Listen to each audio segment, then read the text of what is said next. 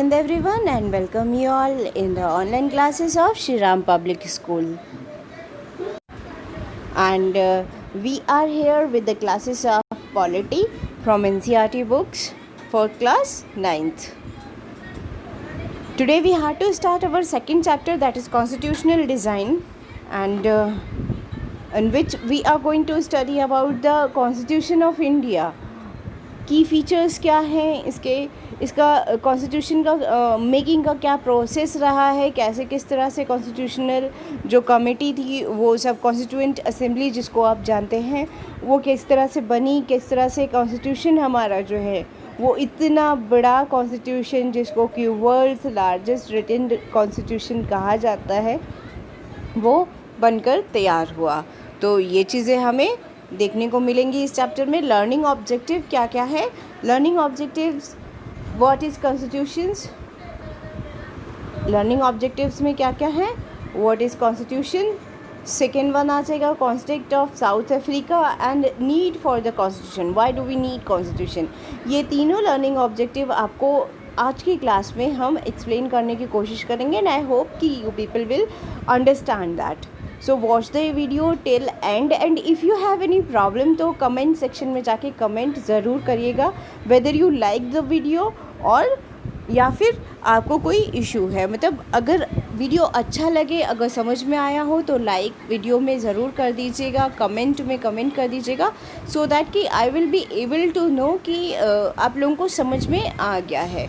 Okay but एक request है, ये वीडियो एंड तक ज़रूर देखिएगा ताकि ये जो टॉपिक्स जो आज यहाँ पर हमने यहाँ मेंशन किए हैं ये सारे टॉपिक्स आपको समझ ज़रूर आ जाए। So let's proceed further. First topic is what is constitution. Constitution क्या होता है? So constitution is all about a set of rules to be followed by the A set of rules to be followed by the citizens and government of a country both is called constitution, है ना। constitution क्या है? set of rules, वो set of rules जो कि लोगों के through और वहाँ के किन के थ्रू, वहाँ की जनता, वहाँ के citizens के थ्रू, दोनों के थ्रू ही फॉलो किए जाएं। उन सेट ऑफ रूल्स को वहाँ का, उस देश का कॉन्स्टिट्यूशन कहा जाता है। ये बहुत सीधी सी बात है और सिविक्स या पॉलिटिकल साइंसेस का सब्जेक्ट जब से आप पढ़ते आ रहे हैं तब से आपको ये कॉन्स्टिट्यूशन का मीनिंग समझाया जा रहा है। आई होप इतना समझ में आ गया होगा। वंस अगेन आई रिपीट, जो अ सेट ऑफ रूल्स, वो सेट ऑफ रूल्स जो कि उस देश की सरकार, उस देश की गवर्नमेंट और सिटीजन्स दोनों पर इक्वली एप्लीकेबल हों, वो सेट ऑफ रूल्स को हम कॉन्स्टिट्यूशन कहते हैं। ठीक है, here the definition is given. Now we have to start the chapter. ये तो अभी इंट्रोडक्शन पार्ट था थोड़ा सा, अब हम चैप्टर स्टार्टअप करते हैं। साउथ अफ्रीका के एग्ज़ाम्पल से हम चैप्टर को स्टार्टअप करते हैं और साउथ अफ्रीका का एग्ज़ाम्पल जो है वो क्या है? साउथ अफ्रीकन कॉन्स्टिट्यूशन जो है वो पूरे वर्ल्ड में जितने भी डेमोक्रेटिक कंट्रीज़ हैं सबको इंस्पायर करता है। इतना स्ट्रॉन्ग डेमोक्रेटिक स्पिरिट का कॉन्स्टिट्यूशन वहाँ बना था कि उसको एक इंस्पिरेशन के तौर पर लिया जाता है वर्ल्ड की अदर कंट्रीज़ के through. Okay, here I have mentioned the constitution of South Africa speak of both the past and the future। वहाँ की जो पास्ट स्ट्रगल थी, फ्रीडम स्ट्रगल थी उस अगेंस्ट ब्रिटिश कॉलोनिज्म, उसको बताते हुए फ्यूचर में वो कंट्री कैसी होगी उस पर्सपेक्टिव की तरफ इस कॉन्स्टिट्यूशन में ध्यान दिया गया है। On the other hand it is a solemn pact of in which we as South African declare to one another that we shall never permit a repetition of our racist, brutal and repressive past। और इसके just opposite आज जो south अफ्रीका के लोग हैं ये constitution बनाते वक्त उन्होंने ये ओथ ली थी और ये प्रियम्बल टाइप एक साउथ अफ्रीका का है। लेटर ऑन अगले लेक्चर में मैं साउथ अफ्रीका के जो कॉन्स्टिट्यूशन का प्रियम्बल है उसको भी आगे डिस्कस करूँगी।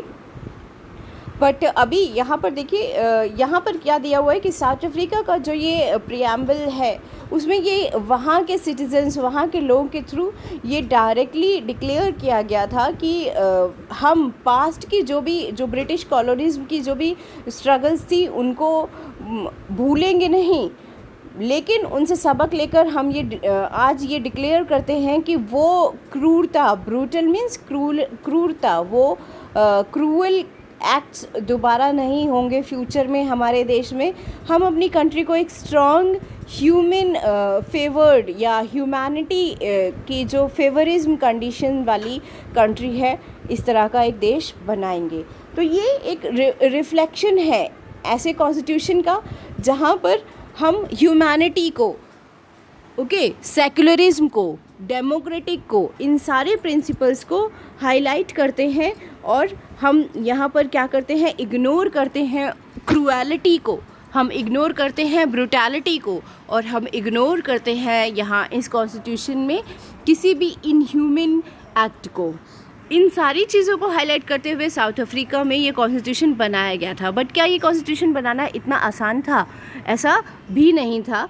कॉन्स्टिट्यूशन बनाने की ये जो प्रोसेस थी, इसमें साउथ अफ्रीका में एज़ कम्पेयर टू इंडिया बहुत ज़्यादा स्ट्रगल था। ठीक है, अगर हमने हमारी इंडिपेंडेंस के लिए स्ट्रगल किया तो वर्ल्ड की और भी जो कंट्रीज़ थी जो कि कॉलोनिज़्म को झेल रही थी, हर एक देश ने अपने हिसाब से, अपने तरीके से उसको हटाने के लिए, उसे आज़ादी पाने के लिए, फ्रीडम के लिए स्ट्रगल किया था उस समय। ठीक है, तो कॉन्स्टिट्यूशन से रिलेटेड यहाँ पर साउथ अफ्रीका से रिलेटेड एक एग्जाम्पल एक नरेशन यहाँ पर दिया हुआ है, और उसके हिसाब से क्या है कि साउथ अफ्रीका में आपको पता है कि साउथ अफ्रीका का नाम आए तो नेल्सन मंडेला को हम इग्नोर नहीं कर सकते थे। द ग्रेट पर्सनालिटी, जिसको कि ब्लैक गांधी भी कहा जाता है। ठीक है, तो उनको हम इग्नोर नहीं कर सकते यहाँ साउथ अफ्रीका के कॉन्स्टिट्यूशन मेकिंग प्रोसेस में। वो एक ऐसे लीडर है वर्ल्ड के जिन्होंने अपने ही देश में, अपने ही देश के लोगों के अगेंस्ट, उनके रॉन्ग प्रैक्टिसेस के अगेंस्ट, उनकी गलत धारणाओं के अगेंस्ट स्ट्रगल किया और साउथ अफ्रीका को एक टोटली डेमोक्रेटिक कंट्री बनाने के लिए पूरा स्ट्रगल करते हुए उन्होंने 14 इयर्स अपने ही देश में जेल में बिताए। ठीक है, लेकिन वो स्ट्रगल उनका सक्सेसफुल हुआ, कामयाब हुआ, and after the 14 years of imprisonment he was set free. और वो जब एक फ्री साउथ अफ्रीका में जब उन्हें फ्री किया गया, तो वहाँ पर इलेक्शन में पार्टिसिपेट उन्होंने किया, and in that election he was elected as the president of South Africa. साउथ अफ्रीका के प्रेसिडेंट के तौर पर उनको इलेक्ट किया गया था, and he was the one who guided South African constituent assembly to make the constitution of South Africa such a strong democratic constitution where every religion, every caste, every creed can be freed from any kind of discrimination. Okay, preamble भी इनका बहुत अच्छा है। I have read the preamble, और आपको मैं इस chapter में अगले वीडियो में ये चीज़ क्लियर करूँगी। ओके, तो ये आपका साउथ अफ्रीका का एग्जाम्पल था। वहाँ पर प्रॉब्लम क्या थी, all of you must be knowing, आपके प्रीवियस जो भी क्लासेस थे हिस्ट्री के चैप्टर्स में आपने इन सब चीज़ों को पढ़ा होगा, आई होप सो। रेफरेंस के लिए मैं इन शॉर्ट में बता देती हूँ। साउथ अफ्रीका में क्या था, ब्रिटिश कॉलोनिज़्म था, और वो ब्रिटिश कॉलोनिज़्म की वजह से वहाँ ब्लैक्स और वाइट्स में बहुत ज़्यादा डिस्क्रिमिनेशन होता था। हाँ, दो सिचुएशंस साउथ अफ्रीका में बहुत स्ट्रॉन्ग मैनर में आई थी। फर्स्ट सिचुएशन क्या थी, जब कॉलोनिज़्म पीरियड में था, जब ब्रिटिशर्स के कॉलोनिज़्म में था साउथ अफ्रीका, तो वहाँ पर ब्लैक्स को हेट किया जाता था, उनको बिल्कुल भी कोई भी राइट नहीं था वाइट्स के बराबर बैठने का। ट्रेन्स में उनके लिए अलग से बोगीज़ होती थी, they were not allowed to ride in the same coach और on the same seat, they can not sit, they were not allowed to for that. उनके लिए डिस्क्रिमिनेशन के लिए अलग राइट्स बने थे, है ना, अलग रूल्स बने थे, लॉज बने थे, बेस्ड ऑन विच ये जो कॉलोनिज़्म था स्ट्रॉन्ग मैनर में ये डिस्क्रिमिनेटेड रूल लागू करता था। ठीक है, उनको बिल्कुल भी इनह्यूमन तरीके से एजुकेशन के लिए ब्लैक्स जो चिल्ड्रंस होते थे, ब्लैक स्टूडेंट्स होते थे, उनके लिए अलग स्कूल थे. They were not allowed to study together with the white students और वाइट चिल्ड्रंस. तो इस तरह से एक सेग्रीगेशन की पॉलिसी वहाँ पर चलती थी. और यही चीज़ जो है वो ब्लैक जो साउथ अफ्रीका के नेटिव लोग थे, जिनको कि ब्लैक्स के उसे टाइटल दिया गया था, काले लोग, ठीक है, उन ब्लैक्स के मन में ये चीज़ बहुत ज़्यादा स्ट्रांग मैनर में घर करती चली गई और ये हेटर्ड का एक फीलिंग डेवलप करती चली गई उनके मन में अगेंस्ट द वाइट्स, गोरे लोगों के खिलाफ. ठीक.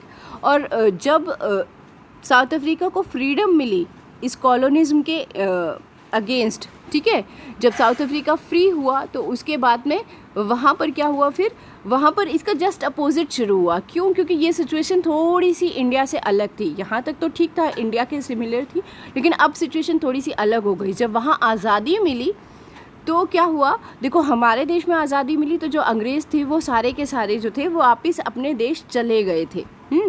लेकिन साउथ अफ्रीका में ऐसा नहीं हुआ था. Just because of the rich natural resources of that country, इतना अच्छा नेचुरल रिसोर्सेज वहाँ थे और वो नेचुरल वेजिटेशन के एक लालच में कह लीजिए या फिर कह लीजिए उस एनवायरनमेंट को फील करने की वजह से काफ़ी हद तक जो वाइट्स थे यानी जो अंग्रेज़ थे, जो ब्रिटिशर्स थे, वो वहीं सेटल डाउन हो गए थे. ठीक है, साउथ अफ्रीका को अपनी कंट्री मानते हुए. लेकिन साउथ अफ्रीकन जो नेटिव लोग थे यानी जो काले लोग, उन्होंने उन गोरे लोगों को, उन ब्रिटिशर्स को अपने देश का नहीं माना था. And now they started the policy of segregation. They started discriminating these white people. और जो कुछ उनके साथ हुआ था यानी जो कुछ काले लोगों के, जो कुछ south African native south African लोगों के साथ हुआ था, वही सारी चीज़ें उन्होंने रिपीट करनी शुरू कर दी ब्रिटिशर्स के अगेंस्ट यानी वाइट पीपल्स के against. They were not allowed to travel, they were not allowed to educate their children along with them. और ये सारी चीज़ें वो एक रिवेंज के तौर पर ट्रीट करते थे इन लोगों को. ठीक है, क्यों? और इसी के अगेंस्ट जो वहाँ के लीडर थे नेल्सन मंडेला, उन्होंने कॉलोनिज्म पीरियड में भी स्ट्रगल के लिए, उन्होंने फ्रीडम के लिए स्ट्रगल किया. और कॉलोनिज्म के बाद when south Africa got freedom, तब उसके बाद उन्होंने, नेल्सन मंडेला ने स्ट्रगल किया ये अपार्थीड सिस्टम को ख़त्म करने के लिए. जो रंग भेद नीति, that is called as apartheid system, इसको ख़त्म करने के लिए भी उन्होंने स्ट्रगल किया. फिर कि अपने ही देश में अपने ही लोगों को उन्होंने प्रोटेस्ट किया, उन्होंने विरोध किया अपने ही लोगों के खिलाफ कि ये डिस्क्रिमिनेशन नहीं होना चाहिए ब्रिटिशर्स के खिलाफ. जो भी लोग हमारे देश को अपना देश मानकर यहाँ रहे हैं या रह रहे हैं, उनके अगेंस्ट कोई डिस्क्रिमिनेशन नहीं होना चाहिए. उनको हमें अपना सेम एक सिटीज़न, एक इक्वालिटी का दर्जा देते हुए हमें उनको इक्वली ट्रीट करना चाहिए. And this came into effect with the new constitution which was made by the constituent assembly of South Africa. And that south African constitution जो कि इतना अच्छा बना कि जिसको वर्ल्ड की डेमोक्रेसीज़ के लिए, जो अदर डेमोक्रेटिक कंट्रीज़ थी, उनके लिए एक बेस्ट एग्जाम्पल के तौर पर ट्रीट किया गया. तो ये सारा एग्जाम्पल था आपका, ये सारा कॉन्टेक्स्ट था साउथ अफ्रीका का. और इससे हम अब सीख लेंगे कि हमारे इंडिया में कॉन्स्टिट्यूशन किस तरह से बना. पहले हम ये देख लेते हैं कि why do we need the constitution, हमें कॉन्स्टिट्यूशन की ज़रूरत क्यों होती है. Okay, why do we need a constitution? South African example is a good way to understand why we need a constitution. South Africa का जो एग्जाम्पल है ये एक बेहतर तरीका है ये समझने का कि हमें कॉन्स्टिट्यूशन क्यों चाहिए. And what do constitutions do, और कॉन्स्टिट्यूशंस क्या करते हैं. The oppressor and the oppressed in the new democracy, in this new democracy were planning to live together as equals. South Africa का एग्जाम्पल लेते हुए समझने की कोशिश करते हैं कि कॉन्स्टिट्यूशन की किसी भी देश में, किसी भी डेमोक्रेटिक कंट्री में क्या ज़रूरत होती है. ठीक है, वहाँ जब ब्रिटिशर्स के अगेंस्ट जब ये कॉलोनिज्म ख़त्म हुआ, ठीक, तो जब फ्री कंट्री में साउथ अफ्रीका जो है एक फ्री कंट्री, इंडिपेंडेंट कंट्री के थ्रू चलने लगा, तो वहाँ पर अप्रेसर यानी जो विरोध कर रहे थे अब तक लोग, वो और जो दबाए गए थे वो, ठीक है, ये दोनों ही कम्युनिटीज़ अपने अपने अधिकारों के लिए लड़ने लगी. दोनों लोग अपने अपने को इक्वालिटी का राइट देना चाहते थे. ठीक है, लेकिन ऐसा कोई बेस नहीं था, ऐसा कहीं कोई रिटन डॉक्यूमेंट नहीं था कि किन बेसिस पर उनको इक्वालिटी प्रोवाइड की जाए. It was not going to be easy for them to trust each other. और ये बहुत आसान नहीं था कि जिन लोगों के अंडर में हम लोगों से मतलब उन साउथ अफ्रीकन लोगों को यहाँ रेफ़र किया गया कि जिन लोगों के अंडर में, ब्रिटिशर्स के अंडर में साउथ अफ्रीकन लोगों ने इतनी परेशानियाँ झेली थी, हाँ, इतना डिस्क्रिमिनेशन, इतना ज़्यादा भेदभाव उन्होंने बर्दाश्त किया था, उन्हीं लोगों को अब वो सब कुछ भुलाकर बराबरी का, इक्वालिटी का एक दर्जा दे सकें, एक स्टेटस दे सकें। तो उनके लिए ये बहुत आसान काम नहीं था। दे हैड देयर फियर्स, उनको आपस में एक दूसरे से सेम, जो इंग्लिश कम्युनिटी थी, जो ब्रिटिशर्स कम्युनिटी थी, उनके साथ भी वही था कि गोरे लोग को भी इतना आसान नहीं था उन लोगों को ट्रस्ट कर पाना। वो देश के मोह में, देश के प्यार में, नेचुरल रिसोर्सेज की वजह से वहाँ रुक ज़रूर गए थे, लेकिन फिर भी उनको ये ट्रस्ट नहीं था कि whether they will treat them equally और नॉट। और इसकी वजह से क्या हुआ, they wanted to safeguard their interest. और हर एक कम्युनिटी अपने हितों को, अपनी जो भी राइट्स थी, हर कम्युनिटी उसको सुरक्षित करना चाहती थी। ऐसा कुछ मीडियम चाहती थी, ऐसा कुछ बेस चाहती थी जिसकी वजह से वो अपने आप को सिक्योर कर सकें उस देश में, ठीक है। The black majority was keen to ensure that the democratic principle of majority was not compromised. जो काले लोगों की, यानी जो साउथ अफ्रीकन लोग थे, उनकी मेजॉरिटी जो थी वो ये चाहती थी, बिल्कुल एक इंश्योरमेंट चाहती थी कि ये जो डेमोक्रेटिक सिस्टम हमने यहाँ देश में लाया गया है वो कभी भी इसके साथ में कोई समझौता नहीं किया जाएगा, और हमेशा देश जो है हमारी कंट्री जो है वो इस डेमोक्रेटिक फॉर्मेट पर चलती रहेगी। They wanted substantial social and economical rights. और ये लोग क्या चाहते थे कि सब्सटेंशियल यानी एक सही तरीके से पूरे सोसाइटी के सभी कम्युनिटीज़ को एक साथ लेकर एक डेवलपमेंटल प्रोसेस पर हमारा कंट्री जो है वो आगे प्रोसीड करे, ठीक। The white minority was keen to protest its privilege and property. जबकि जो गोरे लोग थे वो सिर्फ इतना चाहते थे कि भाई हम इस देश में रुक गए हैं तो हमें हमारा सम्मान, हमारी डिग्निटी और यहाँ पर जो कुछ भी हमारी प्रॉपर्टी है उसको सिक्योरिटी मिल जाए, ठीक है। तो ये वहाँ के उस समय के जो लोग थे साउथ अफ्रीका के, उनकी आपस की स्ट्रगल थी। और इसको आगे फिर हम प्रोसीड करते हुए देखते हैं कि like south Africa, India's constitution was also drawn up under very difficult circumstances. और साउथ अफ्रीका की तरह इंडिया का कॉन्स्टिट्यूशन भी जब बना था तो बहुत आसानी से नहीं बन गया था। ऐसा नहीं है कि एक दिन बैठे और सब लोगों ने मिलकर कॉन्स्टिट्यूशन तैयार कर डाला। यहाँ पर भी बहुत टाइम लगा था, बहुत स्ट्रगल हुई थी। और उस टाइम के जो लीडर्स थे हमारे, उन्होंने बहुत थिंकिंग, बहुत इवैल्यूएशन कर तब इन प्रिंसिपल्स को यहाँ पर इम्प्लीमेंट किया था, कॉन्स्टिट्यूशन में मेंशन किया था। At that time the people of India were emerging from status of subjects to that of citizens. और उस टाइम पर जब हमारे देश को आज़ादी मिली थी, ठीक है, 2 इंसिडेंट्स एक साथ हुए थे। ध्यान देने वाली बात है, इंडिया की फ्रीडम इतना आसान नहीं था। इंडिया की फ्रीडम के साथ 2 इंसिडेंट एक साथ इन्वॉल्व्ड हैं। पहला हो गया इंडियन इंडिपेंडेंस और दूसरा हो गया पार्टीशन ऑफ इंडिया, है ना, पार्टीशन, इंडिया पाकिस्तान पार्टीशन। और इन दोनों इंसिडेंट्स को आप अलग नहीं कर सकते, ये दोनों चीज़ें एक दूसरे से बिल्कुल रिलेटेड हैं। अगर पार्टीशन ना हुआ होता उस टाइम पर तो शायद यहाँ सेक्युलरिज्म का कॉन्सेप्ट नहीं लाना पड़ता कॉन्स्टिट्यूशन में, है ना। ये लाया गया क्यों, ताकि वो जो कम्युनिटीज़ थी जो उस टाइम पर पार्टीशन की वजह से डरी हुई थी, क्योंकि भाई पाकिस्तान बन गया, एक कम्युनिटी पर्टिकुलरली उसको ये डर था कि अब हम इंडिया में नहीं रह सकते, लेकिन फिर भी they wanted to live here, they wanted to stay here. क्यों? क्योंकि वो यहाँ पहले से रहते आए हैं, वो इस देश को अपना देश पहले से मानते आए हैं। तो उन्हें ये सिक्योरिटी की, उन्हें ये अश्योरेंस की ज़रूरत हुई कि नहीं, ये देश हमारा भी है और ऐसा कुछ अश्योरेंस हमें मिलना चाहिए कि फ्यूचर में हमारा कोई एक्सप्लॉयटेशन नहीं होगा, ठीक। तो इस तरह से बहुत सारी स्ट्रगल्स थी और हर एक जो इंडियन सिटीज़न था वो अपने आप को एक देश का जो बंदा था, उस देश के रहने वाले से अपने आप को एक सोसाइटल स्टेटस से हटाकर एक लीगल स्टेटस पर, एक सिटीजनशिप पर लाना चाहता था, ठीक है। और the country was born through a partition on the basis of religious differences.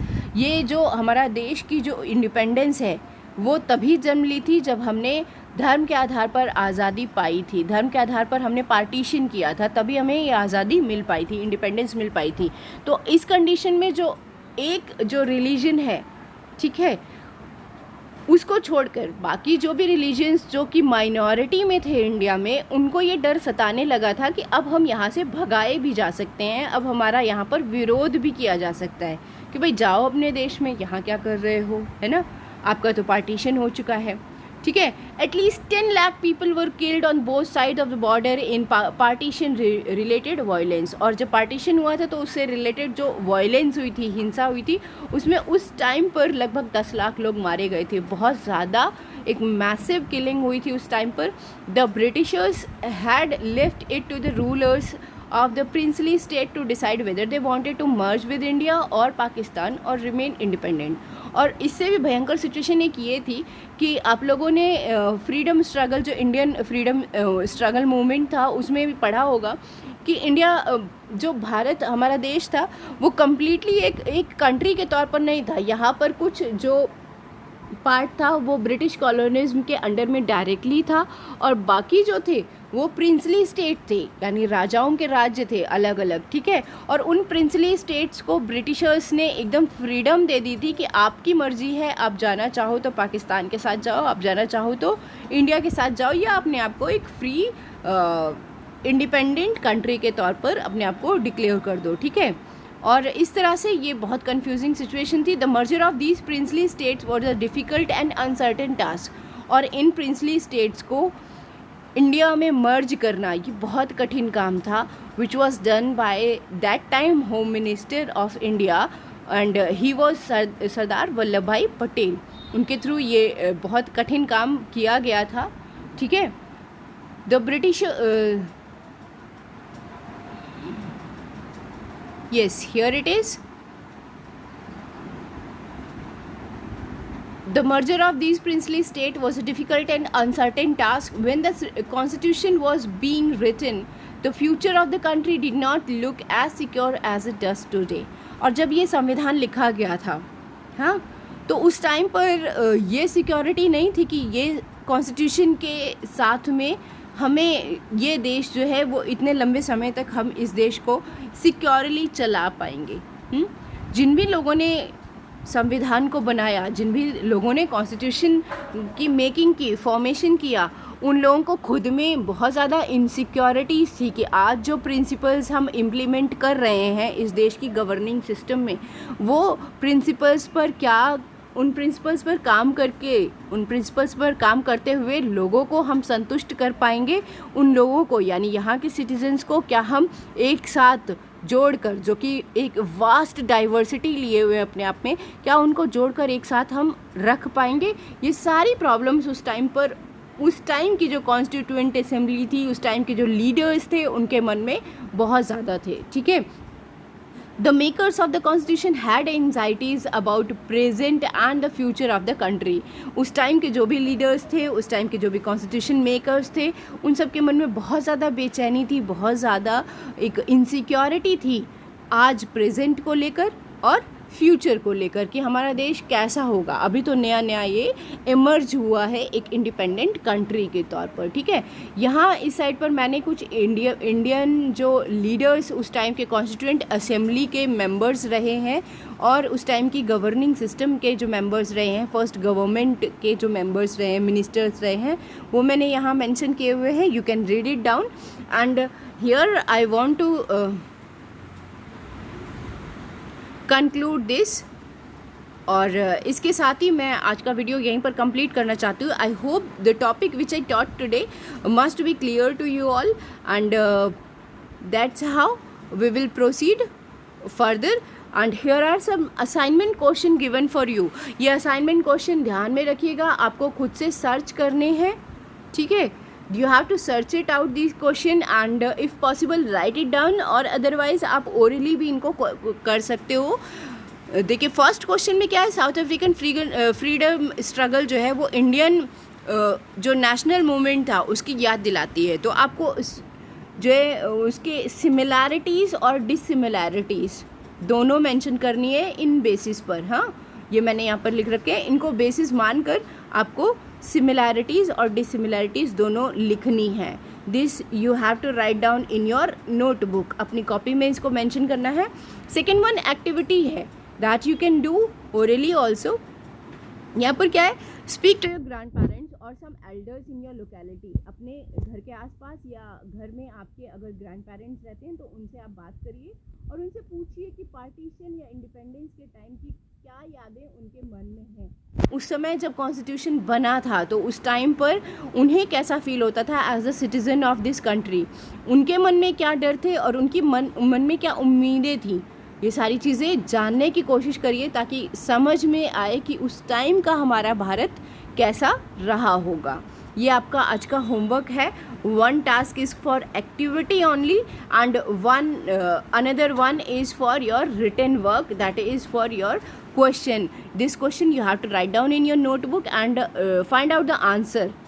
Okay, that's all for today. Thank you and have a good day.